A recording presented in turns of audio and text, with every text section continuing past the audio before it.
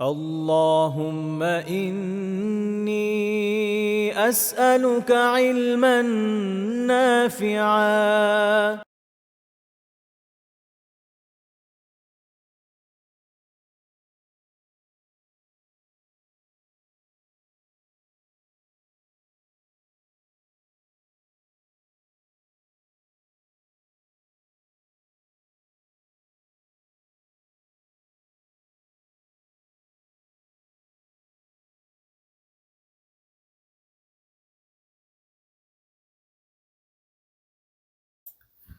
إن الحمد لله نحمده ونستعينه ونصلي على رسوله الكريم وعلى آله وصحبه أجمعين أما بعد সবাইকে স্বাগত জানাচ্ছি জীবন আচরণে নববী আদর্শের নতুন দর্শে। আমরা আলোচনা করছিলাম যে প্রশ্নোত্তরের ক্ষেত্রে রাসূলুল্লাহ সাল্লাল্লাহু আলাইহি ওয়াসাল্লাম আমাদের জন্য যে আদর্শ রেখে গিয়েছেন সে বিষয়ে আজকে ইনশাআল্লাহ তাআলা এটা শেষ পর্ব আলোচনা হবে। দশম পর্ব সম্ভবত নাকি আল্লাহ জানে, পর্ব কত 10 না 11 খেয়াল নাই আমার, যাই হোক শেষ পর্ব হবে ইনশাআল্লাহ। আমরা এর আগে 39টা পয়েন্টে আলোচনা করেছি আলহামদুলিল্লাহ, আলহামদুলিল্লাহ। আচ্ছা, 40 নম্বর পয়েন্ট আজকে শুরু হচ্ছে। 40 নম্বর পয়েন্ট সেটা হচ্ছে যে আপনাদের খেয়াল আছে যে আগের দিন আমরা কয়েকটা পয়েন্ট আলোচনা করেছি স্পেসিফিকলি যে যে জায়গায় ছাড়ের সুযোগ আছে আল্লাহ রাসূল ওই জায়গায় ছাড় দিতেন, যেখানে ছাড়ের সুযোগ নাই সেখানে ছাড় দিতেন না। একদম সিম্পল ইস্যু। যদিও এটা আমরা অনেকে তালগোল পাকিয়ে ফেলি, এটা খেয়াল রাখা জরুরি। অনেক সময় দেখা যায় যে যেখানে ছাড় নাই ওই জায়গায় ছাড় তৈরি করার একটা প্রবণতা দেখা যায়, আবার যে জায়গাতে ছাড় আছে ওখানে ছাড় না দেওয়ার একটা প্রবণতা দেখা যায়। আর দুটাই এটা পরিত্যাজ্য বিষয়। তো 40 নম্বর পয়েন্ট এটার পরের পয়েন্ট মনে করেন, সেটা হচ্ছে এই যে তিনি প্রশ্নোত্তরে বৈধ বিকল্পের কথা জানাতেন। এটা একটা খুব গুরুত্বপূর্ণ বিষয়। সেটা হচ্ছে দেখেন, শারিয়া অনেক ক্ষেত্রে আহ, জীবনের বিভিন্ন বিষয়ে একটা বৈধ বিকল্প দিয়েছে। যেমন মানুষের শাহওয়াত, তার প্রাবৃত্তিক কামনা বাসনা চরিতার্থ করার একটা বড় উপায় হচ্ছে গিয়ে অবৈধ সম্পর্ক। শারিয়া এর বিপরীতে বৈধভাবে স্ত্রীর বিকল্প দিয়েছে। এরকম অনেকগুলো বিষয় রয়েছে যেগুলোতে শারিয়া বৈধভাবে বিকল্প দিয়ে থাকে। মানুষ বিভিন্ন রকমের হারাম খাবার খায়, তার বিপরীতে শারিয়া হালাল খাবারের ব্যবস্থা করেছে। তো এটা হচ্ছে বিষয় যে শারিয়া অনেক ক্ষেত্রে বৈধ বিকল্প দিয়ে থাকে, কিন্তু এটা মনে রাখবে যে শারিয়া সব ক্ষেত্রে বৈধ বিকল্প দেয় না। শারিয়া সব ক্ষেত্রে বৈধ বিকল্প দেয় না। যেমন যদি হালাল সম্পর্কের কথাই বলেন, একজন মানুষ একজন স্ত্রীর হক ঠিক মতো আদায় করে যাওয়া অনেক সময় কঠিন হয়ে যায়। একাধিক তো অনেক টাফ বিষয়। তো তারপরে যদি কেউ করে সর্বোচ্চ 4টাই করতে পারবে একসাথে। কিন্তু যারা যারা অবৈধভাবে বিভিন্ন সম্পর্ক-টম্পর্ক করে এবং এর মাধ্যমে মানে আছে না যে কিছু একটা একটা টার্ম আছে, টার্মটা ভুলে গেলাম। যাই হোক, আম যেটা থেকে বোঝা যায় যে অনেকের সাথে সম্পর্ক করে, এরা তো আনলিমিটেড করতে পারে। তো ওইটার কি আর বিকল্প হওয়া সম্ভব? যে কেউ ১০০, ২০০, ৩০০ জায়গায় রিলেশন করবে, তার জায়গায় কি এই পরিমাণ বউ দেয়া শারিয়া গ্রাহ্য করবে? করবে না। কাজেই এটার এই যে কোয়ান্টিটির বিষয়টা দেখেন, এখানে কিন্তু শারিয়া অ্যাকসেপ্ট করছে না বিষয়টাকে। তো এরকম অনেক বিষয় আছে যেক্ষেত্রে শারিয়া কি করবে না, বৈধ বিকল্প দিবে না। জরুরি না। জরুরি হচ্ছে এজন্যই শারিয়া আমাদেরকে যা দিচ্ছে সেটা জানা এবং মানা।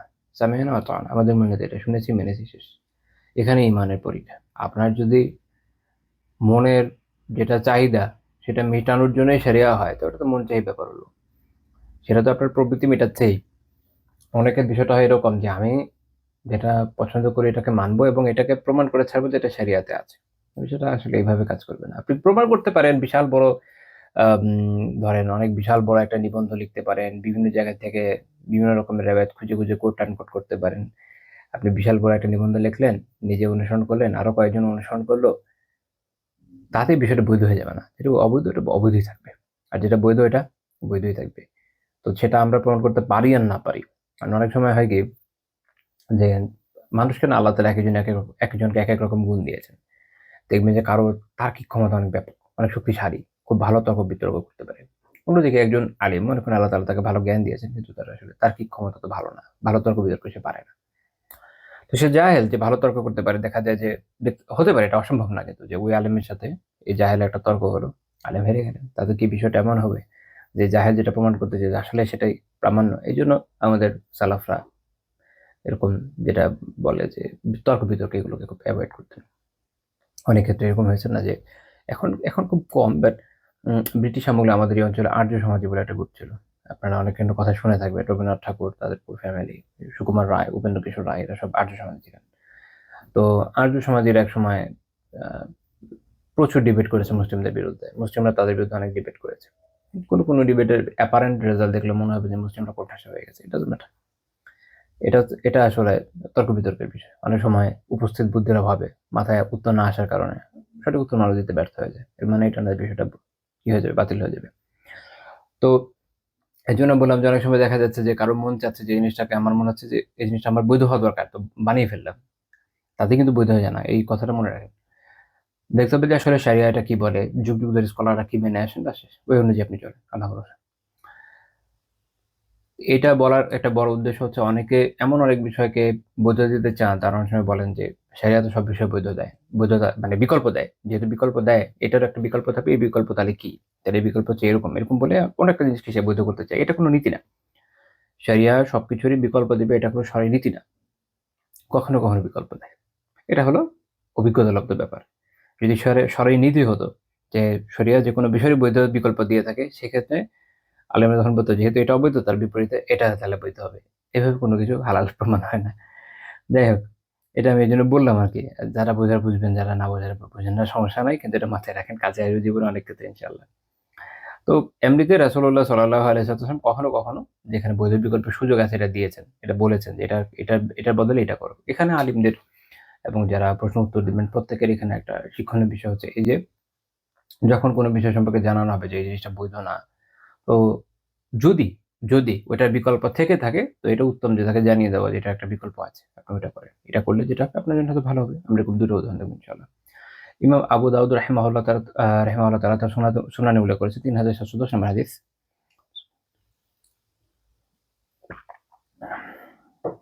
আব্দুল্লাহ বিন আদ-দাইলামী রাহিমাহুল্লাহ তাআলা তার বাবা থেকে বর্ণনা করেন, তিনি বলছেন যে আমরা রাসূলুল্লাহ সাল্লাল্লাহু আলাইহি ওয়াসাল্লামের কাছে আসলাম, আমরা বললাম ইয়া রাসূলুল্লাহ ক্বাদ আলিমতা মান নাহনু ওয়া মিন আইনা নাহনু আ ফাইলা মান নাহনু। আপনি জানেন যে আমরা কারা কোত্থেকে আসছি এবং কার কাছে আসছি। আল্লাহ রাসূল বলছেন যে ইলাল্লাহি ওয়া ইলা রাসূলিহ, আল্লাহ এবং তার রাসূলের কাছে এসো। তারা কারা এটা নিয়ে উনি আর উত্তর দেন নাই। ওটার থেকে বেশি জরুরি এটা যে তারা আল্লাহ এবং তার রাসূলের কাছে এসেছে। আল্লাহ তাআলা তো দেখেন, আল্লাহ রাসূল বলছেন ইলাল্লাহি ওয়া ইলা রাসূলিহ। আল্লাহ রাসূলের কাছে আসাই প্রকৃতপক্ষে আল্লাহ তাআলার কাছে যাওয়ার মতোই, কারণ দুনিয়াবি ক্ষেত্রে, কারণ আল্লাহ তাআলার কাছে তো আর দুনিয়াতে যাওয়া সম্ভব না। তো কাজে আল্লাহ তাআলার দ্বীন সম্পর্কে কোনো কিছু জানতে হলে, বুঝতে হলে আমাদের কোথায় যেতে হয়? সুন্নাহর কাছে যেতে হয়। তার দলিল হচ্ছে এখানে একটা পাওয়া গেল। তো কারণ আল্লাহ রাসূল সাল্লাল্লাহু আলাইহি ওয়াসাল্লাম ওইটাই বলবেন যেটা আল্লাহ তাআলা তাকে জানিয়েছেন। এর বাইরে তো বলবেন না। এজন্য আল্লাহ রাসূল বলছেন যে আল্লাহ তাআলার কাছে এসো এবং তার রাসূলের কাছে এসো। এখানে আরেকটা বিষয় এটা বোঝা গেল যে তার মানে এই যে তারা যেটা জানাচ্ছেন এটা মানতে হবে। তো আ সাহাবী বলছেন যে আমরা বললাম ইয়া রাসূলাল্লাহ ইন্না লানা আনাবা মা তাসনাউ বিহা। আমাদের আঙ্গুর আছে, আমরা এতে কি করব? এটার বিষয় হচ্ছে কি, ওই সময় আরবে আপনাদের খেয়াল আছে, আমি এর আগে আলোচনা করেছি, যেমন ইয়েমেনে এবং বিভিন্ন অঞ্চলে আ আঙ্গুর থেকে, ভুট্টা থেকে, যব থেকে মদ তৈরি হতো। তো যেহেতু অলরেডি মদকে হারাম করে দেওয়া হয়েছে, আর উনাদের আঙ্গুর চাষ এর কারবার, তারা আঙ্গুর চাষ করে থাকে। তো তাদের এটা নিয়ে একটা চিন্তা ছিল যে তাহলে এখন আমরা করবোটা কি? যদি মদই না থাকে, যদি মদই না থাকে তাহলে এটার যে মূল উপাদান সেটার কাজ কোথায়? এখন এখানে একটা বিষয় দেখেন, যেমন এই যে আফগানিস্তানে একটা ইস্যু আসে অনেক সময় পপি চাষ নিয়ে। পপি চাষ প্রাইম কাজ হচ্ছে কি? বিভিন্ন ধরনের মাদক তৈরি করা। এখন দেখেন শরিয়া সব ক্ষেত্রে যে বিকল্প দেয় না। এখন তালেবান যদি এটা বলতো যে তাহলে তোমরা এক কাজ করো, তোমরা এটা চাষ করতেই থাকো। এই জিনিস তো মানে কেউ তার পপি ফুল খেয়ে নেশাগ্রস্ত হয় না। এটারে প্রসেস করতে হয়। প্রসেস করার পরে এটা হারাম। তাহলে এক কাজ করো, এটা বন্ধ করার দরকার নেই। ইউজ করতে আমরা উৎপাদন করতে থাকি। কারণ একটা গাছ তো গাছে আল্লাহর দান। ওটা নিয়ে মাথা ঘামায় লাভ কি? অনেক আগে একবার কোন এক বাউল না ইয়েকে দেখছিলাম, বলছিল যে গাছও তো একটা গাছ, তাই না? একটা গাছের কি সমস্যা? আচ্ছা যাই হোক। কিন্তু এইটার ব্যবহার হালাল জিনিস খুবই রেয়ার। হ্যাঁ, পপি ফুলের একটা ভালো ব্যবহার আছে। সেটা হচ্ছে কিছু বৈধ ওষুধের মধ্যে এটার ব্যবহার আছে।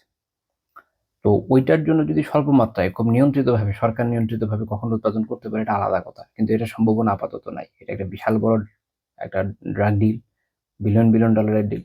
তো তালেবান কি করেছে? এটা বন্ধ করে দিয়েছে। অনেক কমিয়ে এনেছে। জাস্ট মনে হয় আই থিঙ্ক 75 or 80% প্লাস আমি ওই যে কাজের একটা রিপোর্টে বললাম কমিয়ে ফেলছে, আর খুব সামান্য বাকি আছে। মানে আপনি ওভার দ্য নাইট তো আর আসলে চাইলে বন্ধ করতে পারবেন না, অনেক শক্তি সক্ষমতা অনেক কিছুর প্রয়োজন পড়ে। তো কারণ এটার বিকল্প হতে পারে না, কিন্তু যখন কোনটা যদি বিকল্প হওয়ার সুযোগ থাকে তখন বিকল্প দেওয়া যায়। এটা একটা উদাহরণ দিলাম এই হিসাবে, সবসময় সারিয়া বিকল্প দেবে না। তো তারা একটা বিকল্প দিয়েছেন, সেটা হচ্ছে এই যে মানে ওই জিনিসটারই ডিফারেন্ট ইউজেজের জায়গায় তারা বলছেন যে এটা বন্ধ করে দেন, এই জায়গায় আপনারা বিভিন্ন রকমের খাদ্য উপাদান উৎপাদন করেন। তো তারা বিভিন্ন ধরনের খাদ্য উপাদান এখন উৎপাদন করছে। এখন খাদ্য উপাদান থেকে আপনি ওই পরিমাণ প্রফিট, ওই পরিমাণ দাম কিন্তু পাবেন না যেটা পপি ফুল থেকে পাবেন, স্বাভাবিক না? তো কাজেই একদম হুবহু বিকল্প তো হচ্ছে না। তাহলে এটাও বোঝা উচিত যে দিনের জন্য কখনো কখনো আপনার ত্যাগ স্বীকার তো করতেই হবে। আপনি অনেকে মনে করে যে আমার একটা জব যেটা হারাম, এটা ছেড়ে আমি আমার হুবহু এই রেঞ্জের স্যালারি পেতে হবে, নয়তো আমি অন্য কোনো হালাল জবে যাব না। এটা তো খুব ভয়ানক কথা। আমি ইভেন আমার পরিচিত এক ভাইয়ের কথা আমি জানি। আমি দেখলাম যে প্র্যাকটিসিং মানুষ, আমি অনেকবার বলেছিলাম, অনেক আগে পরিচয় ছিল যে আপনার ভালো একটা এক্সপার্টাইজ আছে একটা সার্টেন ফিল্ডে, আপনি কেন এটা নিয়ে পড়ে আছেন, ছেড়ে দেন। তো ওনার কথা ছিল যে আমি যদি এটা ছেড়ে দিই তাহলে এইখানে আমার যে রেঞ্জের বেতন, আমাকে অন্য জায়গায় একটু ফ্রেশারের মতো করতে হবে। যদি আমি এক্সপার্ট হিসেবে ঢুকবো হয়তো, কিন্তু ঠিক এই রেঞ্জে পাবো না, এর থেকে অনেক কম পাবো, বেশ কয়েক হাজার কম আসবে। এটা উনি এতটুকু উনি কোরবানি করতে আগ্রহী ছিলেন না। আল্লাহ আলাম, যার যার যেরকম বুঝ সেটা আলাদা বিষয়, বাট এটা শরিয়া আমাদেরকে অনুমোদন দেয় না।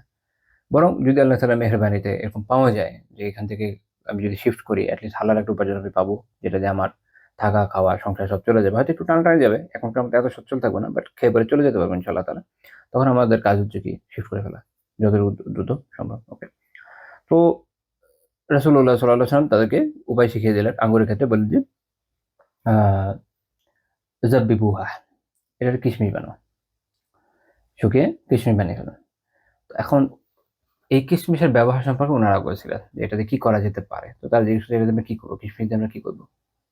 তো রাসূলুল্লাহ সাল্লাল্লাহু আলাইহি ওয়াসাল্লাম তখন বললেন যে এটা যেটা করবে সেটা হচ্ছে সকালে ভিজাবে, ইমবিদুহু আলা গাদাইকুম ওয়াশরাবুহু আলা আশাইকুম। সকালে যেটা ভিজাবে রাতে এটা পান করবে। কিশমিশ ভেজানো পানি পুষ্টিকর বিষয়। ওয়ামবিদুহু আলা আশাইকুম ওয়াশরাবুহু আলা গাদাইকুম, আবার রাতে ভিজাবে সকালে পান করবে, এভাবে। আবার সতর্ক করে এটাও বলেছেন যে ওয়ামবিদুহু ফিস সিনানি ওয়ালা তামবিদুহু ফিল কুলাল। মাটির কলসিতে বা বড় যে পাত্র যেগুলোতে মদ বানানো হয়, এটা একটা বিষয় আছে। যেকোনো জায়গায় ভিজালেই বা এই আসলে কিশমিশ থেকে বা আঙ্গুর থেকে মদ হয় না। ওটা নির্দিষ্ট ধরনের পাত্রে ভেজাতে হয়, নির্দিষ্ট টেম্পারেচারের ইস্যু আছে, সময় আছে, এত সময় থাকা লাগে ইত্যাদি। তো উনি এটা আবার সতর্ক করছেন যেরকম মাটি দিয়ে বড় কলসি যে পাত্র যেগুলোতে ভিজানো হতো ওগুলাতে ভেজাবে না। ফাইন্নাহু ইযা তাআখারা আন আসরিহি সারা খাল্লা। এখন যদি এটা যদি রাখা হয় তাহলে কি হবে? নিংড়াতে যদি দেরি করে ফেলা হয়, ওইখানে রাখলে ওটা সিতা হয়ে যাবে। এটা এই খাদ্য ধরনের যে পানীয়, যেটা বৈধ ধরনের পানীয়, এটা থাকছে না ওই জায়গায়। ওটা গুণাগুণ নষ্ট হয়ে যাবে বা সিরকা হয়ে যাবে। সিরকা হলে অন্য কিছু হতে পারে, বৈধ হতে পারে, আল্লাহু আলাম। বাট মূল পয়েন্ট হচ্ছে এটা যে যেটা উদ্দেশ্য সেটা থাকছে না। তো এই যে দেখেন রাসূলুল্লাহ সাল্লাল্লাহু আলাইহি ওয়াসাল্লাম বলে দিচ্ছেন যে এটার একটা বিকল্প ব্যবহার আছে যেটা তোমাদের জন্য বৈধ। সেটা হচ্ছে এই যে আঙ্গুরকে কিশমিশ বানাও। কিশমিশ ভেজানো পানি খাও, সকালে খাও, রাতে খাও। কতটুকু সময় ভিজালে ভালো হবে সেটা উনি বলে দিচ্ছেন। আবার কোন ধরনের পাত্রে ভেজানো উচিত, কোনটা ভেজানো উচিত না এটা বলে দিচ্ছেন। বলছেন যে চামড়ার মশকে ভিজাও। মাটির কলসি বা বড় পাত্রে না এটা বানাবা না। আবার বেশি দেরি নিংড়াতে বেশি দেরি করলে কি ক্ষতি হতে পারে এটা সতর্ক করে দিচ্ছেন। এই যে একটা চমৎকারভাবে উপস্থাপন, এটা আমাদের শিক্ষণীয় একটা বিষয়। যে অনেক ক্ষেত্রে আমরা জাস্ট বলে চলে যাই, কিন্তু আ বিকল্প অনেক সময় দিতে পারি না।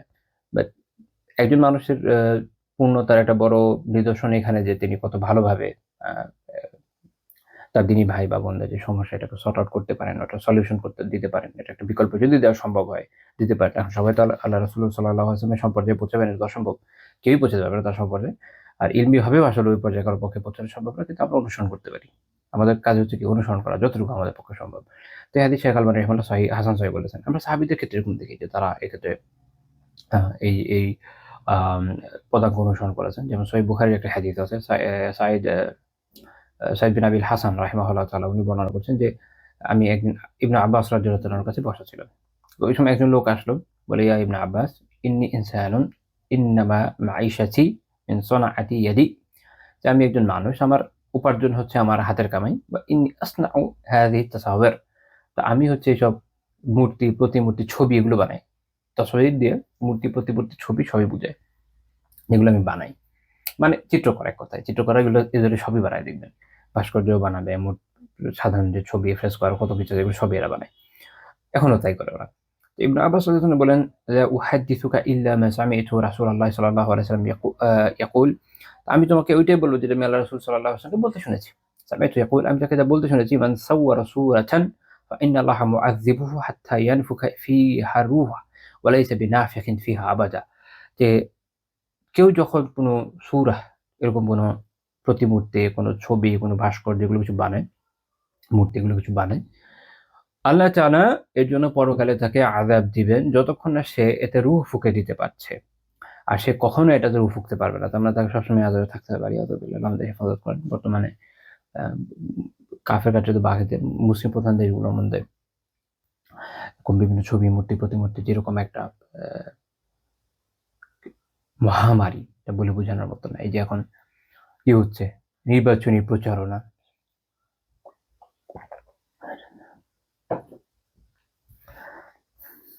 এখন কে যে কোন টাইপের দল বোঝা খুব টাফ। কেউ নিজেদেরকে ইসলামপন্থী দল দাবি করছে, অনেকগুলো, কয়েকটা তো আছে।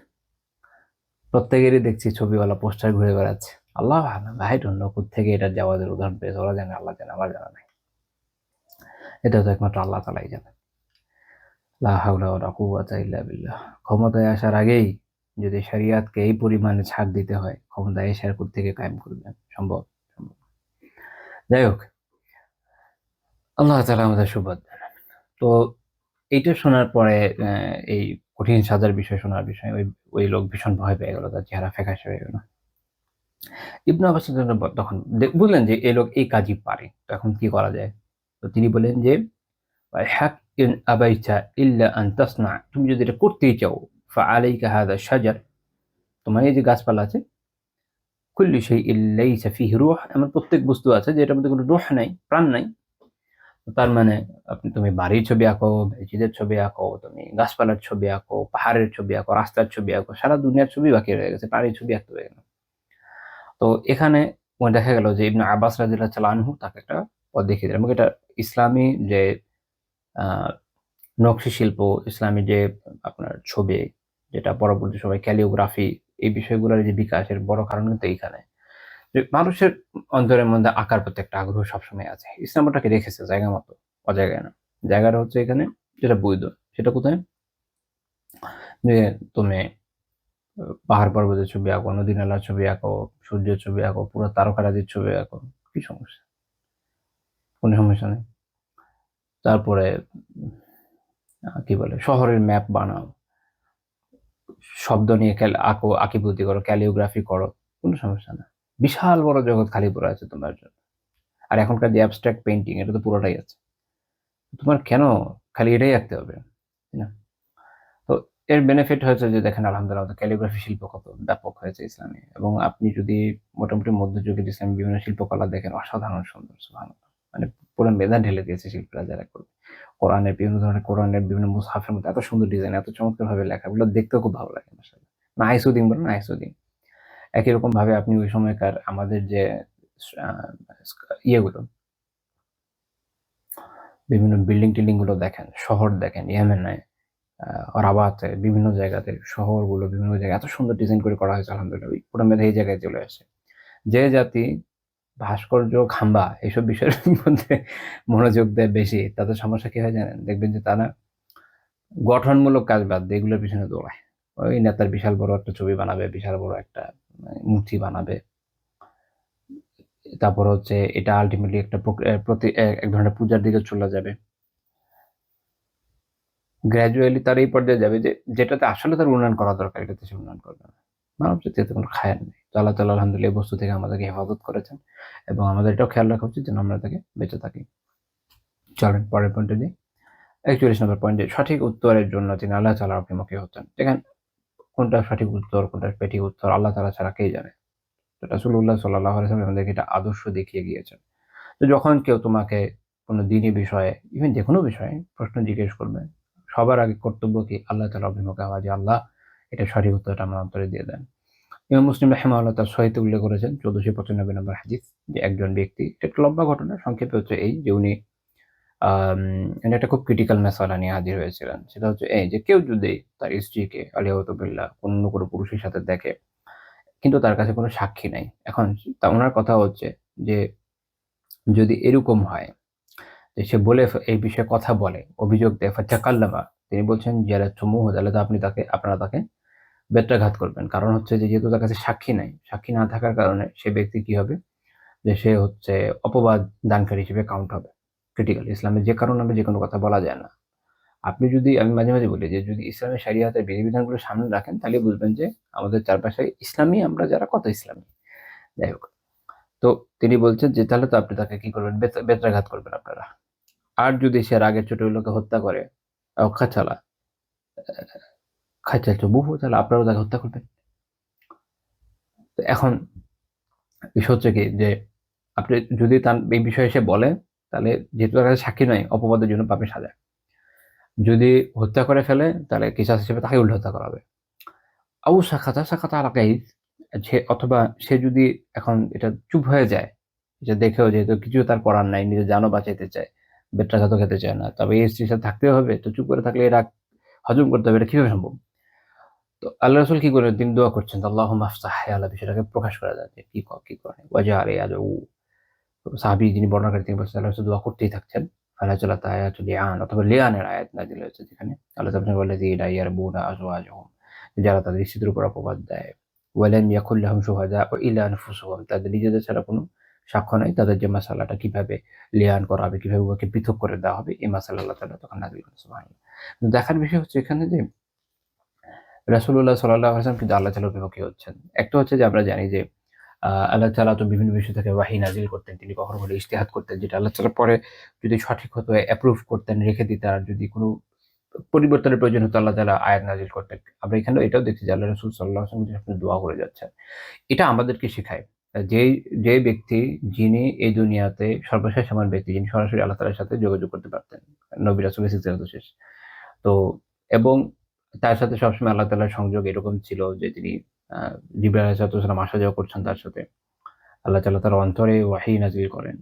তিনিও সঠিক উত্তরের জন্য বারবার আল্লাহ তাআলার কাছে দোয়া করছেন, এবং আমাদেরকে এটার মাধ্যমে তিনি শিখিয়ে গিয়েছেন যেন আমরা আল্লাহ তাআলার কাছে আমাদের যেকোনো প্রশ্ন যেটা আমাদের জানার দরকার, তার সঠিক উত্তরের জন্য আল্লাহ তাআলার অভিমুখী হই।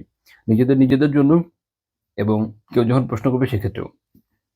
ইমাম মুসলিম রাহিমাহুল্লাহ তাআলা একটা হাদিস উল্লেখ করেছেন, ৭৭০ নম্বর হাদিস। এটা একটা দোয়া আছে, দোয়াটা আমাদের মুখস্থ করা উচিত। আ আবু সালামা আ আব্দুল আবু সালামা বিন আব্দুর রহমান বিন আউফ রাদিয়াল্লাহু তাআলা আনহু, তিনি অর্থাৎ আব্দুল্লাহ বিন আবু সালামা বিন আব্দুর রহমান বিন আউফ রাদিয়াল্লাহু তাআলা, আব্দুর রহমান বিন আউফ রাদিয়াল্লাহু তাআলার ছেলে আবু সালামা রাহিমাহুল্লাহ তাআলা। তো উনি বলছেন যে আমি আয়েশা রাদিয়াল্লাহু তাআলা আনহাকে জিজ্ঞেস করলাম যে বিআইয়ি শাইইন কানা নবী সাল্লাল্লাহু আলাইহি ওয়াসাল্লাম ইফতাতিহু সালাতাহু ইযা কামা মিনাল লাইল। রাসূলুল্লাহ সাল্লাল্লাহু আলাইহি ওয়াসাল্লাম যখন কিয়ামুল লাইল করতেন, তাহাজ্জুদের সালাত আদায় করতেন, তখন তিনি কি দিয়ে সালাত শুরু করতেন? অর্থাৎ শুরুতে কি দোয়া করতেন? সানা পড়ি। তো এটার অনেকগুলো ভার্সন আছে। তো উনার প্রশ্ন ছিল যে রাতে উনি আলাদা কিছু পড়তেন কিনা? তো আয়েশা রাদিয়াল্লাহু আনহা বললেন যে কানা ইযা কামা মিনাল লাইলি ইফতাতাহা সালাতা। আল্লাহ রাসূল যখন রাতে সালাত আদায় করতেন তখন শুরু করতেন এই দোয়া পড়ে। দোয়াটা খেয়াল করেন। আল্লাহুম্মা রাব্বা জিবরাইলা ওয়া মিকাঈলা ওয়া ইসরাফিল। হে জিবরাইল, মিকাঈল ও ইসরাফিলের রব আল্লাহ। ফাতিরাস সামাওয়াতি ওয়াল আরদ। আসমান এবং জমিনের যিনি সৃষ্টিকর্তা, উদ্ভাবক। আলিমুল গায়বি ওয়াশ শাহাদাহ, যিনি গোপন প্রকাশে সব জানেন। আনতা তাহকুমু বাইনা ইবাদিকা ফীমা কানু ফীহি ইয়াখতালিফুন। আপনি বান্দাদের মাঝে ফয়সালা করে দিবেন যেসব বিষয়ে তারা মতপার্থক্য করেছে। কিয়ামতের দিন আল্লাহ তাআলা এগুলো ফয়সালা করে দিবেন। ইহদিনি লিমা ইখতুলিফা ফীহি মিনাল হাক্কি বিইذনিক। আপনি আমাকে পথ প্রদর্শন করেন যে বিষয়ে মতপার্থক্য হয়েছে তার মধ্যে সঠিক পথে, আপনার ইচ্ছায়। ইন্নাকা তাহদি মান তাশাউ ইলা সিরাতিন মুস্তাকিম। কারণ একমাত্র আপনি যাকে চান তাকে সিরাতুল মুস্তাকিমের পথ দেখান। তো তাহলে এই হা আ হাদিসটা আমাদের জন্য খুবই শিক্ষণীয়। এই দোয়াটা আমাদের জন্য খুবই শিক্ষণীয়। আমাদের উচিত এটা মুখস্থ করে নেওয়া, কিয়ামুল লাইলে পাঠ করা। এছাড়া অন্যান্য সলাতে করে নওয়াফিলে এটা পড়তে পারেন, কোনো সমস্যা নেই। এমন না যে ফরজে পড়লে নামাজ নষ্ট হয়ে যাবে, এরকম না। বাট আ ওক্ষেত্রে মুখতার বা প্রাধান্যপ্রাপ্ত দোয়া আলাদা। অনেকগুলো দোয়া, এগুলো সবই বৈধ। তো কোনটাকে প্রাধান্য দেওয়া হয় বিভিন্ন দলিলের কারণে, ওটা একটা আলাদা একটা দোয়াকে প্রাধান্য দেওয়া হয়। আর এই দোয়াটা অবভিয়াসলি কিয়ামুল লাইলে তাআলা রাসূল নিয়মিত পড়তেন, যেমনটা আয়েশা রাদিয়াল্লাহু তাআলার বর্ণনায় বোঝা যায়, সেই হিসেবে আমাদের পড়া উচিত। আর নফলে পড়া উচিত, অন্যান্য নফলেও পড়া উচিত। আল্লাহ তাআলা এটা খায়ের দান করেন এবং এটা একটা খুব চমৎকার দোয়া, যেটা আমাদেরকে এটা শিখায় যে এর মাধ্যমে আমরা কি ইনশাআল্লাহ তাআলা আল্লাহ তাআলার কাছ থেকে হেদায়েতের পথটা পেয়ে যেতে পারি। এই দোয়াটা আমাদের জন্য সবসময় করা উচিত। ইবনুল কাইয়্যিম রাহিমাহুল্লাহ তাআলা ওনার কিতাব আছে ইলামুল মুওয়াক্কিঈন রাব্বিল আলামিন, ইলামুল মুওয়াক্কিঈন আর রাব্বিল আলামিন।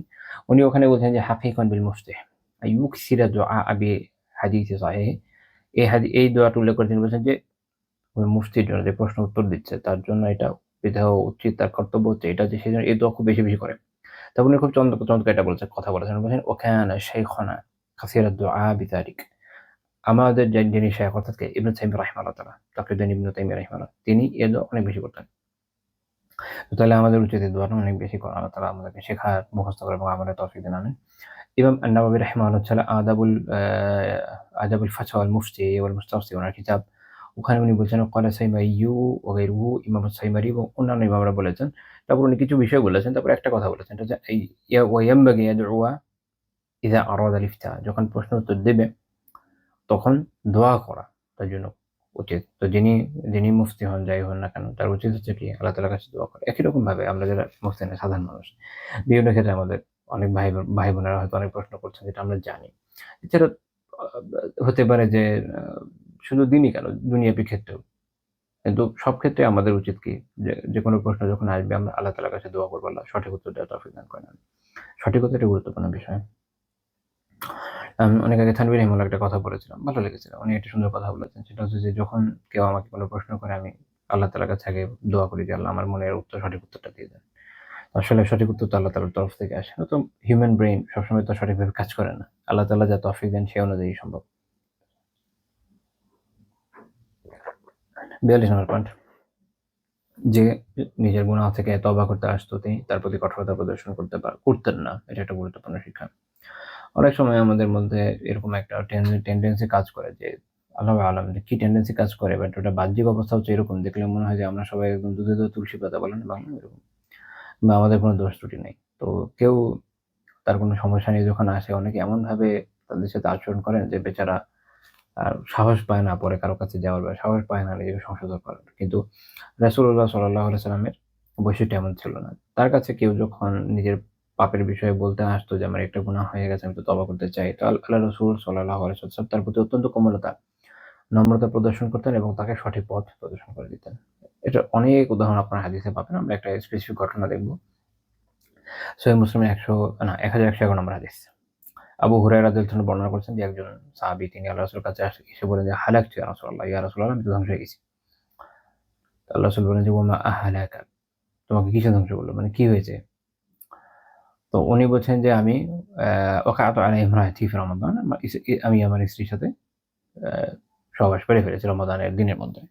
তো এখন এটা খুব ক্রিটিক্যাল মাসালা, কারণ এটা করলে আপনার কাফারা দেওয়াটা খুব টাফ হয়ে যায়। আল্লাহ রাসূল সেই অনুযায়ী তাকে জিজ্ঞেস করছেন, হাল তাজিদু মা তুতিকু রাকাবাহ, তুমি কি তোমার কাছে এমন কোন দাস আছে যাকে তুমি আযাদ করতে পারো? কারণ এটার ১ম কাজ হচ্ছে দাস মুক্তি কাফারার ক্ষেত্রে। তো এখনকার সময় এটা আসলে স্কোপ নাই দুনিয়াতে এখন। তো উনি বললেন যে না। আর কোন বর্ণনা আছে উনি নিজের ঘাড়ে হাত মেরে বলছেন যে আমার কাছে আমার নিজের ঘাড় ছাড়া কোন ঘাড় নাই। মানে আমার কাছে নাই কেউ। তো আল্লাহ রাসূল বললেন যে ফাহাল তাস্তাতিউ আন তাসুমা শাহরাইনি মুতাতাবিআইনি, তাহলে দ্বিতীয় অপশন, যে এটা হলো সিরিয়াল বাই যাবে। যদি এটা না পারো তাহলে এরপর এটা, যে দ্বিতীয় অপশন হচ্ছে যে তুমি কি লাগাতার ২ মাস রোজা রাখতে পারবে? এটার কাফারা হচ্ছে লাগাতার ২ মাস। মাঝখানে কোনো গ্যাপ দেওয়া যায় না। যদি কোনো কারণে গ্যাপ পড়ে তাহলে আবার শুরু থেকে শুরু হবে। আবার 0 থেকে কাউন্টিং শুরু হয়ে যাবে। 1 থেকে আরকি কাউন্টিং শুরু হয়ে যাবে। তবে মেয়েদের ক্ষেত্রে একটা ব্যতিক্রম আছে, সেটা হচ্ছে তাদের যদি পিরিয়ড হয়। পিরিয়ড হলে ওখানে ধরেন কেউ যদি এরকম কাফারা দিতে থাকে, ফর এক্সাম্পল ১৫ পর্যন্ত গেছে। তারপর তার পিরিয়ড শুরু হয়ে গেছে। পিরিয়ড শেষ হবে, যেদিন থেকে পবিত্র হবে সেদিন থেকে আবার শুরু করবে। তো তাহলে হয়ে গেল আপনার আবার ১৬ থেকে কাউন্ট হবে, এভাবে আরকি। কিন্তু ছেলেদের ক্ষেত্রে তার স্কোপটা নেই। আচ্ছা। আ তো উনি বলছেন যে না, আমি এটা পারব না। অন্য একটা বর্ণনা এভাবে আছে, উনি বলছেন যে রোজা রেখেই তো আমি এই মুসিবতে পড়েছি। মানে আমার এই সামর্থ্য নেই যে আমি এটা পারবো না।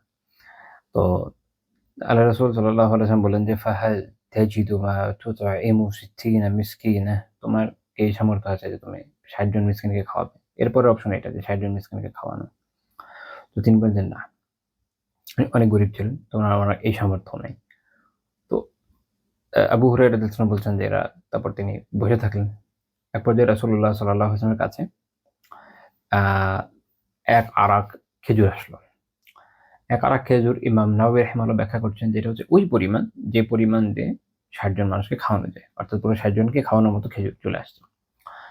আল্লাহ রাসূল তাকে এটা দিয়ে দিলেন। এই যে একটা চমৎকার বিষয় দেখেন যে যেহেতু এই ব্যক্তির সামর্থ্যের মধ্যে নাই, তাই তাকে সাহায্য করা, দিনী ভাইকে সাহায্য করা। আমাদের টেনডেন্সিটা হচ্ছে এরকম, "তুই ধরা খাইছিস না? যা মার খা।" বা বাংলায় বলে যে, "দূরে হ মর।"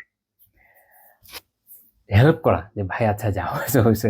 ঠিক আছে। আমরা তোমার সামর্থ্য নাই, আমরা সবাই মিলেমিশে একটু হেল্প করি।" হ্যাঁ? এই টেনডেন্সি তো আমাদের মধ্যে নেই। যে ওই একটা ভাই সে একটা সমস্যায় পড়ে গেছে। ভাই সমস্যা দুনিয়ার কে পড়ে না? এখন আমরা যদি এই চিন্তা করি ভাই সবাই গিয়ে ধরা খাক, সবাই গিয়ে কষ্টে পড়ুক। তাহলে কোন একদিন ওটা আমাকেও ছুঁয়ে ফেলতে পারে। আল্লাহ হেফাজত করেন, আমাকেও হেফাজত করেন, আপনাদেরকে হেফাজত করেন। উম্মাহ সামগ্রিক দেহের মতো কাজ করে। এখানে যার ভুল হয়ে যাচ্ছে, যার সংশোধনের সুযোগ আছে যেমন এই সাহাবীর কথা দেখেন যে উনি তো নিজে থেকেই এসছেন অনুতপ্ত হয়ে তওবার জন্য, রাইট? এখন তো কর্তব্য হচ্ছে তাকে সাহায্য করা। কোন একদিন ভাই এরকম সমস্যায় পড়লেন যে সমস্যা থেকে উনি নিজে উতরাতে পারছেন না। যদি অন্য ভাইদের সুযোগ থাকে যে তাকে আর্থিকভাবে হোক, শ্রম দিয়ে হোক, মেধা দিয়ে, পরামর্শ দিয়ে যেভাবে হোক সাহায্য করা যায়, করা উচিত। আল্লাহ রাসূল তো তাই শিখিয়ে যাচ্ছেন আমাদেরকে। আমরা কি করছি? তো রাসূলুল্লাহ সাল্লাল্লাহু আলাইহি ওয়াসাল্লাম তাকে এটা দিয়ে দিলেন। বললেন যে তাসাদ্দাক বিহা, তাসাদ্দাক বিহাযা, এটা সাদাকা করো। এখন উনার কিন্তু সামর্থ্য নাই। আল্লাহ রাসূল তাকে পুরাটা দিয়ে সাহায্য করছেন। চিন্তা করেন। আমাদের মধ্যে এরকম মানে এরকম বড় দিল কয়জনের হবে যে আচ্ছা একজনের তাহলে একজনের এরকম কাফারা হয়ে গেছে। তো তার সামর্থ্য নাই। আচ্ছা ঠিক আছে আমি তোমাকে আমার টাকা আছে আমি তোমাকে সাহায্য করছি, তুমি পুরাটা দাও। বলে ভাই তুই নিজে আমাদের ভাষায় বাংলা ভাষায় বলতে ভাই তুই নিজে নিজের মতো সুখে থাকতে গিয়ে আমি মানে যথাযথ পরিশীলিত ভাষায় বলছি যে তুই নিজের মতো সুখে থাকতে গিয়ে হ্যাঁ, এই পাপ করে ফেলছিস। তুই তুই ধরা খা। আমার কিছু যায় আসে না। এটা কিন্তু আমাদের টেনডেন্সি। বিষয়টা এরকম হওয়া উচিত না। যখন কারো কোন ধরনের মুসিবত এটা একটা গুরুতর মুসিবত। সে একটা তার একটা গুনাহ হয়ে গেছে এবং আলহামদুলিল্লাহ আমাদের যদি এই সামর্থ্য থাকে যে আমরা তাকে সাহায্য করতে পারি তাহলে খুব বড় বিষয়। একটা মানুষকে গুনাহ থেকে বের হতে সাহায্য করা। এভাবে ভাবতে হবে। তো উনি তারপরে যেটা বললেন ইন্টারেস্টিং কথা যে এই তিনি বলছেন যে আফাকরা মিন্না ফামা বাইনা আলাবাতাইহা আহলু বাইতিন আহওয়াজ ইলাইহি মিন্না। এই যে ২ লাভাময় ভূমি, লাভা প্লাইন ২ টা মদিনার ২ পাশের ২ টা। এটা যে মাঝখানে বোঝাচ্ছেন উনি যে মাঝখানে যে আছে আমার পরিবার থেকে বেশি গরিব, বেশি আ এর থেকে বেশি মুখাপেক্ষী কেউ নেই। অর্থাৎ উনি অত্যন্ত গরিব। তো উনার যে বলার স্টাইল আমি এর আগে যে কয়েকটা আলাদা রেওয়াজ সম্পর্কে বললাম যে এভাবে আসছে। এটা খুবই চিত্তাকর্ষক ছিল। তো রাসূলুল্লাহ সাল্লাল্লাহু আলাইহি ওয়াসাল্লাম হেসে দিলেন। ফাদাহিকা আন-নাবিয়্যু সাল্লাল্লাহু আলাইহি ওয়াসাল্লাম হাত্তা বাদাত আনিয়াবুহু। এমনকি তার দাঁতগুলো প্রকাশ হয়ে পড়ল। দেখেন আমাদের এখনকার প্রেক্ষাপটে আমি বলি, এখনকার প্রেক্ষাপটে মানুষ কি বলবে জানেন? তো মেরে দেওয়ার ধান্দা। এটা কি প্যাথেটিক একটা ব্যাপার না? এটা যদি কারো আসলেই জরুরত থাকে, সে বললে কি সমস্যা? তো রাসূলুল্লাহ সাল্লাল্লাহু আলাইহি ওয়াসাল্লাম কি করলেন সেটা তিনি বললেন যে, "ইযহাব ফাআত'ইমহু আহলাক।" নিয়ে যাও, নিয়ে তোমার পরিবারকে খাওয়াও। আদায় হয়ে যাবে। কারণ যেহেতু উনার স্ত্রীও খুব দরিদ্র। দিয়ে দিচ্ছেন, হয়ে যাচ্ছে ব্যাস শেষ। অনেক দরিদ্র। ইবনে হাজার রাহমাতুল্লাহি আলাইহি এই হাদিস থেকে অনেকগুলো শিক্ষার কথা উল্লেখ করেছেন। অনেকগুলো। আ আমি জাস্ট ১১ টা ১২ টার শিক্ষা ১১ টা ১২ টা শিক্ষার কথা উল্লেখ করব ইনশাআল্লাহ। ইবনে হাজার রাহিমাহুল্লাহ একটা খুব ইন্টারেস্টিং কথা বলেছেন ফাথহুল বারীতে। তিনি বলেছেন যে তার যে শায়খ সেইখানে তার শায়খের কাছে এই বিষয় নিয়ে একবার আলোচনা হয়েছিল এই হাদিসে এবং সেখানে ২ আ জিলদ ২ খন্ডে এটার যে ফাওয়ায়েদ কি পরিমাণে ফায়দা এই এক হাদিস থেকে বের হয় তারা একত্রিত করেছিলেন এবং এটার পরিমাণ তিনি বলছেন যে ১,০০০ ১,০০০ ফায়দা তারা এখান থেকে খুঁজে বের করেছেন সুবহানাল্লাহ ১,০০০ বুঝেন একটা হাদিসে কি পরিমাণে ইলম থাকতে পারে। তো ওখান থেকে আমি খুব অল্প কিছু উল্লেখ করছি। ইবনে হাজার নিজেও সব উল্লেখ করেনি, যেগুলো করেছেন ওখান থেকে আমি অল্প কিছু উল্লেখ করছি। তো উনি প্রথমে একটা ইন্টারেস্টিং কথা বলেছেন যে দেখেন, এই হাদিস এইটা দলিল দেয় যে কোনো মুফতির কাছে বা যে কারো কাছেই হোক না কেন, কেউ যদি ধরেন গুনাহ করে এসছে, কিন্তু সে এসছে কিসের জন্য? যে তার আম এটার সমাধান জানার জন্য। তো তখন এটা উচিত না যে তাকে কেউ বাজে কথা বলবে বা বকাঝকা করবে, এটা উচিত না। কারণ এটা যদি করা হয় তাহলে সে কি করবে? সে তখন আর কারো কাছে যাবে না, তাই না? বিশেষ করে যেই এসছে সে আসছে কেন? তিনি বলছেন এক তো ৩ রাত বাদ তাওবা, তো অনুতপ্ত হয়ে তওবা করে এসেছে। এখন তাকে যদি কোনো তাযীর বা কোনো এমন ধরনের সাজা, যেটা হাদ না, এই ধরনের সাজা একটু ব্যাপক হয়, অনেক ক্ষেত্রে শাসক দিতে পারে। এমন যদি কিছু দেওয়া হতো, তো সে কি করত? সে তখন ভয় পেত। সে পরে আর কারো কাছে আসতো না জানতে। অনেক অনেকে কিন্তু এরকম ব্যবহার করার পরে দেখা যায় যে যাদের সংশোধনের সুযোগ আলহামদুলিল্লাহ ছিল, তারা অনেক দূরে হয়ে যান। এটা তো কোনো পজিটিভ ব্যাপার না, তাই না? বরং এটা এটা একটা মাফসাদা, এটা একটা ফাসাদ। এর থেকে বরং তাকে যদি সুন্দর করে বুঝিয়ে দেওয়া যায়, যেমন আল্লাহ রাসূল সাল্লাল্লাহু আলাইহি ওয়াসাল্লাম তার সাথে হেসে ফেলেছেন। খুবই নমনীয় কোমল ব্যবহার করেছেন। তো এটা থেকে এটা বোঝা যায় যে এটা যদি করা হয় তাহলে এটা উত্তম। যাহলে যেন এর মাধ্যমে সে জানার ব্যাপারে আরো আগ্রহী হয়। এবং উনি পরে বলছেন যে ইবনে তাইমিয়া রাহিমাহুল্লাহ এই বিষয়টা উল্লেখ করেছেন। তো এর মধ্যে আরো বেশ কিছু ফায়দা, যদি আমি একটা, একটা করে বলি, যেমন এখানে এটাও আমরা দেখলাম যে রমাদানে সিয়ামরত অবস্থায় যদি স্বামী-স্ত্রী এরকম মিলনে লিপ্ত হয়ে যায় তখন এর কাফফারা ওয়াজিব, এবং এটার পরিমাণটা আমরা দেখলাম। তারপরে দ্বিতীয় বিষয় হচ্ছে, কেউ যদি শরিয়ার খেলাফ কোনো কিছু করে ফেলে, তাহলে যদি এটার হুকুম জানার জন্য কাউকে বলে, এটা বৈধ। এমনিতে কেউ যদি কোনো পাপ করে ফেলে এটা প্রকাশ করা বৈধ কাজ না। কিন্তু সেটা এটা যদি হুকুম বা শরঈ বিধান জানা দরকার, সেটা যদি কোনো আলিমকে বা কোনো মুফতিকে বা যিনি জানেন এমন যে কাউকে জিজ্ঞেস করা, যে প্রবল ধারণা আছে যে উনি জেনে থাকবেন, এটা তাকে জিজ্ঞেস করা বৈধ হবে। এখানে আরেকটা বিষয় হচ্ছে যে এই ধরনের শব্দের ক্ষেত্রে যেগুলো লজ্জার বিষয়, সেটা যদি কিনায়া বা ইঙ্গিতের মাধ্যমে প্রকাশ করা হয়, এটা বৈধ। বরং অনেক ক্ষেত্রে সুন্দর। কারণ যেমন এই সাহাবী কি বলছেন, অকাআতু, আসবতু, একেকটা বর্ণনা এভাবে আসছে। যে আমি উপগত হয়েছি বা এটাতে আমি উপনীত হয়েছি। উনি সাধারণত সব ভাষায় যে আরবি, এটাকে উনি ব্যবহার করেননি। এটা একটা সুন্দর বিষয়। আ এখানে আমরা সাহাবীদের যে লজ্জাশীলতা, এটা কিন্তু একটা উদাহরণ দেখি।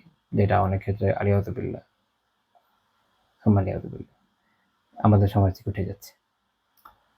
আচ্ছা। তারপরে একটা বিষয় হচ্ছে যে, যে ইলম শিখতে এসছে তার প্রতি নমনীয়তা, দয়াদ্রতা, তার প্রতি রহমদিল হওয়া, এটা শিক্ষা এখানে আমরা পাই। ৬ নম্বর পয়েন্ট হচ্ছে যে পাপ করে ফেললে দ্রুত অনুতপ্ত হওয়া জরুরি। আমরা এই সাহাবীকে দেখছি। তিনি চেপে তো যাচ্ছেন না, উনি অনুতপ্ত হয়ে গেছেন। অনুতাপের আগুনে জ্বলে রাসূলুল্লাহ সাল্লাল্লাহু আলাইহি ওয়াসাল্লামের কাছে দ্রুত চলে এসেছেন। এইজন্য আলিমরা বলেন যে তওবা করা খুব দ্রুত করাটাই আবশ্যক। হুম, জীবনের কোনো ঠিক তো নাই। যেকোনো সময় একটা মানুষ মরে যাবে। আপনি মনে করলেন যে আচ্ছা তওবা করেছি, এই পাপ করেছি, পরে তওবা করে নিবনে। পরে ওই সুযোগ পাবেন কিনা আল্লাহ ছাড়া কে জানে। এটা করণীয় নয়। বরং এটাই বিধান। বরং এই যে যে আপনি খুব তাড়াতাড়ি এটা জানবেন, এটার সমাধান কি যদি না জানা থাকে, এবং তওবা করে ফেলবেন। কারণ আপনি যত দেরি করছেন আরো একটা বিধান লঙ্ঘন করে গুনাহগার হচ্ছেন। ৭ নম্বর পয়েন্ট, এখান থেকে এটাও দেখা গেল যে যদি কোনো দ্বীনি কোনো কল্যাণ থাকে বা দুনিয়াবি কল্যাণও থাকে, মাসালিহি এ দিনিয়া ওয়া দুনিয়াবিয়া, যদি এরকম হয় যে, যেমন ধরেন আ ইলম শেখানোর একটা বিষয়, যে বা এখানে এই সাহাবীর একটি সমাধান দরকার ছিল। উনি বসেছিলেন মসজিদে দিবার সময়। তো এরকম দ্বীনি মাসলাহার কারণে মসজিদে দিবার সময় বসে থাকা কোনো সমস্যা না। তারপরে হচ্ছে যে কোনো কারণে আ জোরে হাসি, কোনো কারণে যদি যেটা হাসি দেখ, এটা বৈধতার এখানে একটা দলিল পাওয়া গেল। আচ্ছা, এটা পয়েন্ট বুঝি। একটা হচ্ছে যে একটা হচ্ছে মুচকি হাসি, আমরা না? মুচকি হাসি। আল্লাহ রাসূল সাল্লাল্লাহু আলাইহি ওয়াসাল্লামের সাধারণ হাসি ছিল এরকম। আরেকটা হচ্ছে আমরা যেটা বলি একটু একটু জোরে হা, হা করে মুখ খুলে একটু হাসি দিই। তখন আমাদের দাঁত দেখা যায়। এটা হচ্ছে দেখ। আল্লাহ রাসূল ইউজুয়ালি এভাবে হাসতেন না। কিন্তু এর মাঝে, মাঝে হাসতেন। তার দলিল এখানে পাওয়া গেল। আরেকটা আছে কহকহা, হা, হা, হা, হা করে হাসে। এটা মাকরুহ আমল, ওটা করা যায় না। করা উচিত না। আচ্ছা। তারপরে ৯ নম্বর পয়েন্ট হচ্ছে এই যে স্ত্রীর সাথে একজন ব্যক্তির নিজস্ব যে ব্যক্তিগত সম্পর্ক, এটা খুবই গোপনীয়। এটা বন্ধুদেরকে অন্য কাউকে বলে দেয়, "সরি ভাই বুঝো না।" কিন্তু যখন ওখানে এমন কোনো ঘটনা ঘটে যেটার জন্য কোনো সরাই উযর চলে আসে, যেটা জানানো ছাড়া উপায় নেই। যেমন এখানে একটা ঘটনা ঘটেছে, এটা উনি যদি আল্লাহর রাসূল সাল্লাল্লাহু আলাইহি ওয়াসাল্লামকে না জানাতেন মাসালা জানতে পারবেন না। তো এরকম কোনো আলিমকে জানানো, কোনো মুফতিকে জানানো, বা হতে পারে এমন কোনো ইস্যু যেটা ডক্টরকে জানানো লাগে। সেরকম ক্ষেত্রে এই জায়গাগুলোতে এটা প্রকাশ করা বৈধ। যে কারো কাছে গিয়ে, যেমন বন্ধুদের কাছে গিয়ে বলে দিবে যে এটাতে আসলে এমন কোনো বেনিফিট তার কাছে নাই, সে এমন কোনো হেল্পও করতে পারবে না। তো তার কাছে এটা যাও, তখন এটা উচিত না যে তার কাছে এটা বলবে। ১০ নম্বর পয়েন্ট, সেটা হচ্ছে যে একজন ব্যক্তি সে যদি নিজের ব্যাপারে এমন কিছু বলে যেটা আসলে সেই সবচেয়ে ভালো জানে, সেক্ষেত্রে তার এই কথার উপর আস্থা রাখা বৈধ। যেমন ধরেন এই সাহাবী। তিনি বলছেন যে তিনি মদীনার সবচেয়ে দরিদ্র ব্যক্তি। আল্লাহর রাসূল সাল্লাল্লাহু আলাইহি ওয়াসাল্লাম কে লোক পাঠিয়েছেন খোঁজার জন্য যে আসলেই ঠিক আছে কিনা, কার কত ইনকাম আছে, তার কত ইনকাম আছে একটা হিসাব করে দেওয়া দরকার। জরুরত মনে করেন নাই। সে বলেছে যথেষ্ট। তো এটা থেকে আমাদের বোঝা উচিত দানের ক্ষেত্রে সহজতার একটা ব্যাপার আছে। আপনার দান কখনোই নষ্ট হবে না। এমনকি ভুল জায়গায় গেলেও না। সওয়াব আপনি এমনিই পেয়ে যাবেন। তো পেরেশানির কি আছে? এবং সবশেষে একটা গুরুত্বপূর্ণ বিষয় হচ্ছে এতে বান্দাকে সাহায্য করা, যেটা আমি শুরুতেই বলেছি, এটা খুবই গুরুত্বপূর্ণ একটা বিষয়। শিক্ষা এখান থেকে পাওয়া যায়। যথাসম্ভব সাহায্য করা। ৪৩ নম্বর পয়েন্ট, যে তিনি যে শুধু মুসলিমদেরই প্রশ্নের জবাব দিচ্ছেন এমন কিন্তু না। রাসূলুল্লাহ সাল্লাল্লাহু আলাইহি ওয়াসাল্লামের কাছে কুফাররাও যখন বিভিন্ন প্রশ্ন নিয়ে এসছে তিনি উত্তর দিয়েছেন, এবং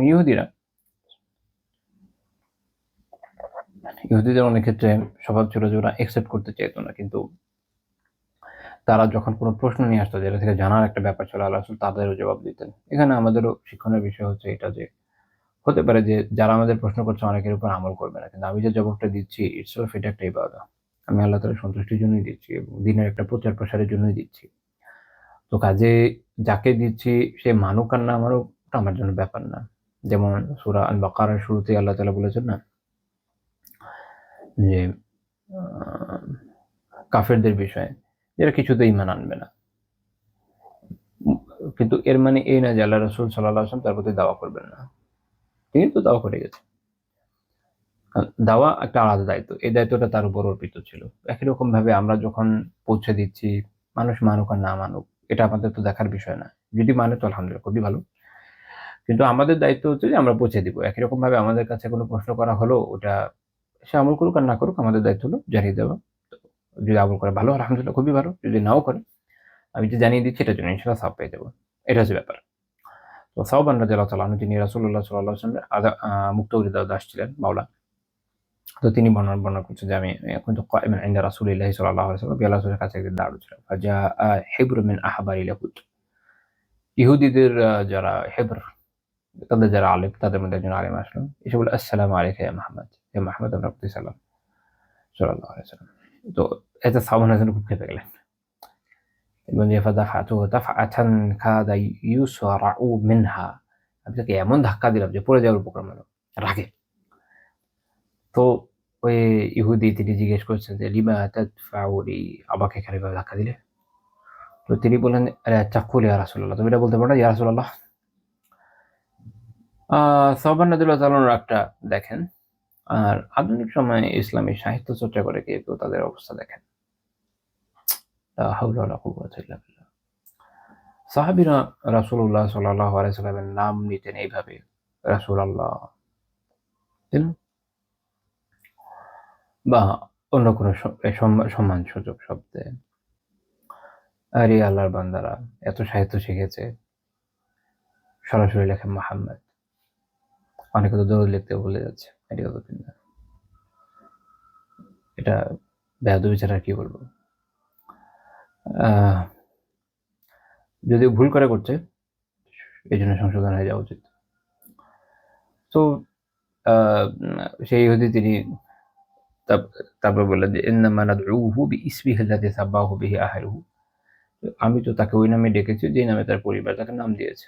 এখন দেখেন এই ডায়ালগে তো দিবে। এটা তো উনার নাম। কিন্তু সাহাবীর এভাবে দেখেননি। সালমানের জন্য রাগ করেছেন। আমাদের ওখান থেকে শিক্ষা নিতে হবে। তো রাসূলুল্লাহ সাল্লাল্লাহু আলাইহি ওয়াসাল্লাম বললেন যে, "ইন্না ইসমি মুহাম্মাদ আল্লাযী সাম্মানি বিহি আহলি।" আমার নাম মুহাম্মদ এবং এই নামে আমার পরিবার আমাকে নামকরণ করেছে। তো উনি বিষয়টাকে কুল ডাউন করলেন, যেন সংঘর্ষ আর এগিয়ে না যায়। সেই ইহুদি উনি প্রশ্ন করলেন যে জিতু আসআলুকা, আমি আপনাকে প্রশ্ন জিতু আসআলুকা, আমি আপনাকে প্রশ্ন করতে এসেছি। আল্লাহ রাসূল বললেন যে আয়ানফাউকা শাইউন ইন হাদ্দাসতুকা, আমি যদি তোমাকে বলি এতে তোমার কোনো উপকার হবে? এটা উনি আগে জিজ্ঞেস করে নিতে চাচ্ছেন। কারণ ইহুদিরা মানার জন্য প্রশ্ন করত না। অনেক সময় বিরক্ত করতেও প্রশ্ন করত। তো এখানেও বোঝা দরকার যে আমাদের যে সময় এটা একটা দায়ের, এটা তো এটা একটা মূল্য আছে। আমরা যেকোনো জায়গায় সবসময় ব্যয় করব না, ব্যবহার করব না। যদি মনে হয় যে এই জায়গাতে আসলে একদমই কোনো ফল হবে না, আগেই বুঝে যাচ্ছে fruitless, তো যেমন আল্লাহ তাআলা বলেছেন যে জাহেলদেরকে এড়িয়ে যাও, তখন এড়িয়ে যাওয়াটা ভালো। আর যদি দেখা যায় না ফোটার কিছু হলেও আশা আছে, কিছু হলেও ফল হবে, তখন বলে দেওয়া যেতে পারে। তো সেই ব্যক্তি তিনি বলছেন যে আসমাউ বিউযুনাই, আমি আমার কান পেতে শুনবো, অর্থাৎ মনোযোগ দিয়ে শুনবো। এটা একটু কম কি এরকম আরকি। তো রাসূলুল্লাহ সাল্লাল্লাহু আলাইহি ওয়াসাল্লাম তখন তার হাতে একটা কাঠি ছিল, ওটাতে মাটিতে আঁকিবুঁতি কাটছিলেন। জিজ্ঞেস করা। তো সেই ইহুদি তিনি জিজ্ঞেস করলেন যে যখন আসমান জমিন, এখনকার আসমান জমিন থেকে বদলে যাবে, তখন একদম ভিন্ন হয়ে যাবে। তখন আইনা ইয়াকুনুন নাস, মানুষ তখন কই থাকবে? আসমান জমিন ধ্বংস হয়ে গেলে মানুষ কই যাবে? আল্লাহ রাসূল বললেন যে হুম ফি যুলমাহ দুনাল জাসর। মানুষ তখন জাসর বা পুল, যেটা আমরা বলি, পুল সিরাত বলি, এটার পাশের অন্ধকারে থাকবে। তো তিনি তারপর জিজ্ঞেস করেন যে ফামান আউয়ালুন নাসি হিজাবা, সর্বপ্রথম কোন মানুষরা এই পুল পার হয়ে যাবে? আল্লাহ রাসূল বললেন ফুকারাউল মুহাজিরিন, মুহাজিরদের দরিদ্র যারা, তারা। এর কারণ হচ্ছে যারা দরিদ্রদের যেহেতু হিসাব দুর্বল, যার কিছু নাই হিসাব দিবে কোত্থেকে অবস্থা। স্বাভাবিক জীবনের হিসাব, সম্পদের হিসাব ছাড়া দিয়ে তারা তাড়াতাড়ি চলে যাবে। আর যাদের সম্পদ বেশি, স্বাভাবিক জীবনের কাজকর্ম হিসাবের পাশাপাশি সম্পদের হিসাব এবং অন্যান্য আনুষঙ্গিক হিসাব, যত বড় হিসাব আপনার তত দিকে এই অবস্থা। তো ইহুদি বললেন যে এরপরে যে ফামা তুহফাতুহুম হিনা ইয়াদখুলুনা জান্নাত, জান্নাতে প্রবেশ করার পর তাদের যে তোহফা, তাদের উপহার কি হবে? আল্লাহ রাসূল বললেন যে জিয়াদাতু খাবদিন নুন, এদের হচ্ছে তখন মাছের যে কলিজা, মাছের কলিজার টুকরা দেওয়া হবে। অনেকে নুনের একটা ভালো অনুবাদ করেছেন যে তিমি, তিমি ওয়েল, নুন দিয়ে আপনার তিমি বোঝায়। তো এক্ষেত্রে এটা অর্থ হবে যে শুধু আসলে মাছ না, তিমি মাছের কলিজা। তো তারপর তিনি জিজ্ঞেস করেন যে ফামা গিসাউহুম আলা ইসরিহা, তাদের যে দুপুরের খাবারটা কি হবে? আল্লাহ রাসূল বলছেন যে ইউনহারু লাহুম সাউরুল জান্নাতিল্লাযী কানা ইয়াকুলু মিন আতরাফিহা, জান্নাতের পার্শ্ব দিয়ে যে চড়ে বেড়ানো যেসব যে ষাঁড় আছে, জবাই করা হবে। সুবহানাল্লাহ। হ্যাঁ, অসাধারণ খাবার। তারপর জিজ্ঞেস করছে যে ফামা শারাবুহুম আলাইহি, তাদের তাহলে তখন পানীয় কি হবে? আল্লাহ রাসূল বলেন যে মিন আইনিন ফিহা তুসাম্মা সালসাবিলা, সালসাবিল বলে এক ঝর্ণার পানি। তো ইহুদি বলেন সাদাকা, আপনি সত্যি বলেছেন। যে ওয়াজিতু আসআলুকা আন শাইইন লা ইয়ালামুহু আহাদুম মিন আহলিল আরদি ইল্লা নাবিয়্যুন আও রাজুলুন আও রাজুলান, আমি আপনাকে এমন জিনিস জিজ্ঞেস করতে এসেছি যেটা জমিনে শুধু একজন নবী অথবা কোনো একজন, বেশি থেকে বেশি এর বাইরে, নবীর বাইরে একজন ব্যক্তি বা দুজন ব্যক্তি হয়তো জানে। আল্লাহ রাসূল বললেন যে ইয়ানফাউকা ইন হাদাসাকা, তোমার এই নতুন প্রশ্ন যেটা করতে যাচ্ছ, এটা যদি মুক্ত দিয়ে কোনো উপকার হবে? তো তার একই কথা, আসমাউ বিউযুনাই, আমি আমার কান পেতে শুনবো। তো আল্লাহ রাসূল সাল্লাল্লাহু আলাইহি ওয়াসাল্লাম যখন তাকে অনুমতি দিলেন, তিনি প্রশ্ন করলেন যে আমি আপনাকে জিজ্ঞেস করতে চেয়েছি সন্তানের বিষয়ে, সন্তান কিভাবে হয়, মায়ের মতো বাবার মতো কিভাবে হয়? তো আল্লাহ রাসূল তখন এটা ব্যাখ্যা করলেন যে মাউর রাজুলি আবিয়াদ ওয়া মাউল মারআতি আসফার, পুরুষের পানি হয় হচ্ছে সাদা, নারীটা হয় হচ্ছে হলুদ। ইযা ইজতামাআ ফাআলা মানিয়ুর রাজুলি মানিয়াল মারআ আসকারা বিইذنিল্লাহ ওয়া ইযা আলা মানিয়ুল মারআতি মানিয়ার রাজুল আনাসা বিইذنিল্লাহ। তিনি বললেন যে যখন উভয়ের যে বীর্য একত্রিত হয়, তখন যদি পুরুষেরটা প্রাধান্য হয় পুরুষের মতো হয়, যদি নারীটা প্রাধান্য হয় তখন নারীর মতো হয়, আল্লাহ তাআলার ইচ্ছা। তো ইহুদি বলে যে আপনি সত্যই বলেছেন, ইন্নাকা নাবিয়্যুন, নিশ্চয়ই আপনি নবী, ওয়া ইন্নাকা নাবিয়্যুন, এবং নিশ্চয়ই আপনি নবী। সুম্মা ইনসারাফা ফাযাহাব, এরপর তিনি ঘুরে চলে গেলেন। তো রাসূলুল্লাহ সাল্লাল্লাহু আলাইহি ওয়াসাল্লাম বলেন যে লাকাদ সাআলানি হাযা আনিল্লাযী সাআলানি আনহু, এ তো আমার যে জিজ্ঞেস করেছে। তিনি বললেন যে ওয়া মা লি ইলমুন বিশাইইন মিনহু হাত্তা আতানি আল্লাহু বিহি, আমার এই বিষয়ে আগে কোনো জ্ঞান ছিল না, যতক্ষণ না আল্লাহ এটা আমাকে দিয়েছেন, আমাকে যতক্ষণ তা জানিয়ে দিয়েছেন।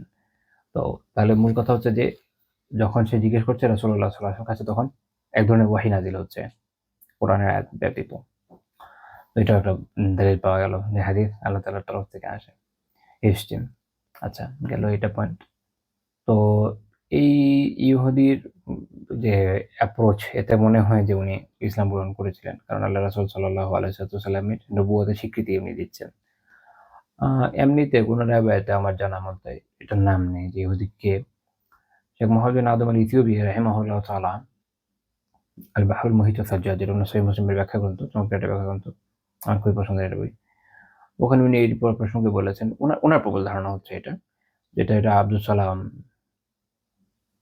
আব্দুল বিন সালাম রাদিয়াল্লাহু তাআলা ঘটনা হবে,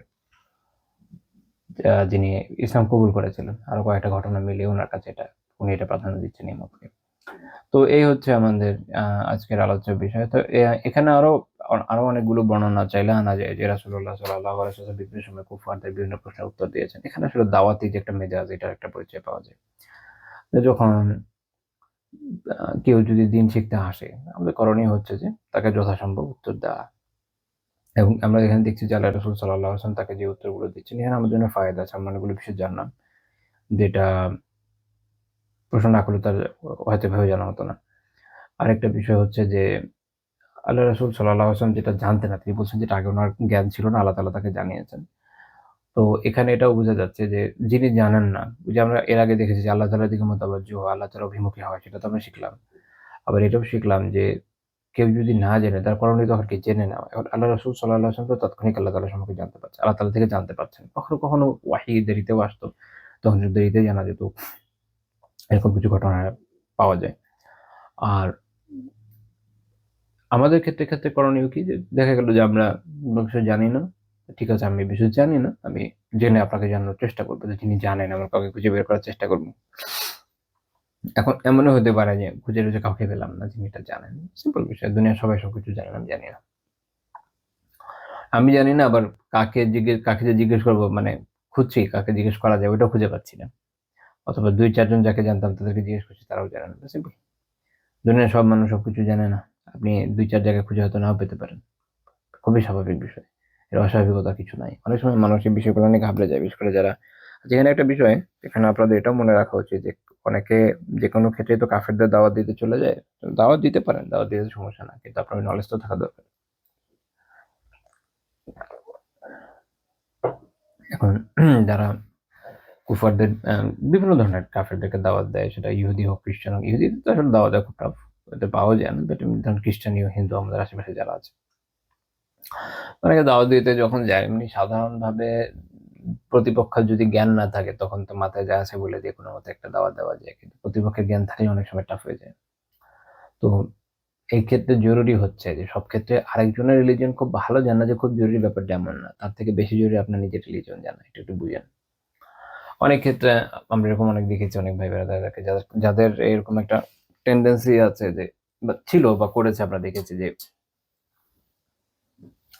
তারা দাওয়া দেওয়ার জন্য ধরেন বাইবেল খুব ভালো করে পড়েছে, বা হিন্দুদের যে রিলিজন ভালো করে পড়ে দাওয়া দিতে যাচ্ছে, কিন্তু আল্লাহর বান্দা নিজের রিলিজন পড়া টাইম পায়নি। এখন আপনি যেটা নিয়ে দাওয়া করতে যাচ্ছেন, ওটা সম্পর্কে যদি আপনার যদি নিজের রিলিজন সম্পর্কে ধারণা ভাবে না থাকে, তাহলে আরেকজনটা পড়ে আপনি আসলে কি বেনিফিট পাবেন? এখন আপনি সাহাবীদের বিষয়টা দেখেন, যে তাদের দাওয়ার থেকে বেশি ফলপ্রসূ দাওয়া দুনিয়াতে আর হয় নাই। তো তাদের দাওয়ার প্রধান হাতিয়ার অবভিয়াসলি জিহাদ ফি সাবিলিল্লাহ। এটা ইসলামের দাওয়ার প্রধানতম হাতিয়ার। কারণ রাষ্ট্র ক্ষমতা আপনার হাতে যদি থাকে, দাওয়া এমনি কাজ করে।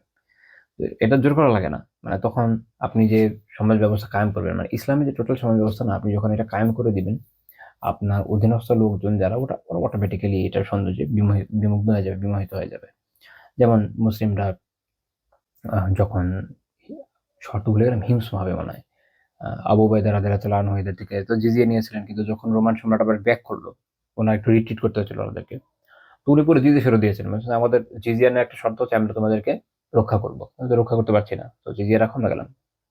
রাজকোষে টাকা গেলে ওটা কখনো ব্যাক হয়? 1000 বছরেও মানুষ দেখে নাই। এত মানে সিরিয়া, গ্রেটার লেভেল, এখানে তো এত সাম্রাজ্য আসছে, বড় বড় সব সাম্রাজ্য হয়েছে, কখনো এটা মানুষ দেখে নাই। তো মানুষ যখন এইরকম তাদের আখলাক দেখলো, তারা ইসলাম কবুল করে নিল। এরকম। তো বিভিন্ন জায়গায় মুসলিমদের যে ব্যবহার, আচার ব্যবহার, এটা দেখে তখন মানুষ খুব বেশি ইসলামে আসছে, এবং এর থেকে বেশি ফলপ্রসূ দাওয়া হয় না। এবং এটা কখন হয়েছে? যখন রাষ্ট্র ক্ষমতা ইসলাম দেখেছে। এই জন্য ইসলাম জিহাদের মাধ্যমে সব জায়গায় ছড়িয়ে গেছে। এটা এই জন্য না যে তাদেরকে জোর করে মুসলিম বানাবে, এরকম না। কিন্তু রাষ্ট্রের উপরে থাকতে হবে ইসলাম, উপরের ছায়াটা হবে, আমব্রেলাটা হবে ইসলাম। নিচে আপনি যখন থাকবেন, আলটিমেটলি এই ছাতার যে ছায়া, যে স্বাদ, এটা আপনি পাবেন। পেলে আপনার তখন মনে হবে এর ভিতরেই থাকি, ফুললি ভিতরে থাকি, বেড়ে যাওয়ার দরকারটা কি। তো এরপরও দুর্ভাগ্য সে যে এরপরও ইসলামে আসে নাই। যেমন ইহুদিদের সবচেয়ে বিখ্যাত যে রাবাই মেমোনাইরিস, খুব প্যাথেটিক্যালি এ বেটা ইসলামী সাম্রাজ্যের মধ্যে থেকেছে, ইসলাম কবুল করে না। ইহুদিদের বিশাল বড় বড় ধর্মীয় কাজ আঞ্জাম দিয়েছে, মুসলিমরা এই থেকে স্বাধীনতা দিয়েছে তাকে, এগুলো কিছু বলেনি তাকে। বরং মুয়াহিদিনরা তাকে একবার জোর করে ধরে কালিমা পড়াই দিয়েছিল, পরে মিশরে আসার পরে আবার মুরতাদ হয়ে গেছিল। তো পরে এটা নিয়ে আলেমদের একটা ইয়ে ছিল যে তাকে তার ইয়ে কি হবে। ওভারঅল মাসালা এটা বের হয়েছিল যে যেহেতু সে ইচ্ছা করে তার মুসলিম হয় না, জোর করে পড়ানো হয়েছে, এই জন্য তাকে, এই জন্য মুরতাদের সাজা তার উপর আরোপ করা হয়নি, সে তার মতো স্বাধীন ছিল। আম, তো এটা আমি উদাহরণ হিসেবে বললাম যে সাহাবীদের ক্ষেত্রে দেখেন যে তাদের দাওয়ার ক্ষেত্রে তারা কি বসে বসে ওই যে আপনার পার্সিয়ান রিলিজিয়নে কি আছে, খ্রিস্টান রিলিজনে কি আছে, হিন্দুইজমে কি আছে, এগুলো মুখস্থ করছি না তারপরে গিয়ে দাওয়া করবেন না। আমাদের একটা হচ্ছে যে অবভিয়াসলি রাষ্ট্র ক্ষমতাটা গুরুত্বপূর্ণ ফ্যাক্টর, দ্বিতীয় হচ্ছে যে ওনারা শিখছিলেন কি, তাবিরা শিখছিলেন কি, পরবর্তী প্রজন্মগুলো শিখছিলেন কি ইসলামকে। আপনি কোরআনকে ভালো মতো আত্মস্থ করবেন, হাদিসকে করবেন, আপনার নিজের দিনকে আত্মস্থ করবেন, দেখবেন না দাওয়া এমনি করতে পারছেন।